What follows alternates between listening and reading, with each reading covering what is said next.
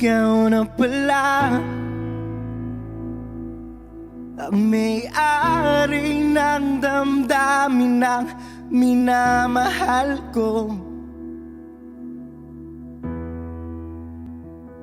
Pakisabi na lang na huwag nang mag-alala at okay lang ako. Sabi nga nag-iba,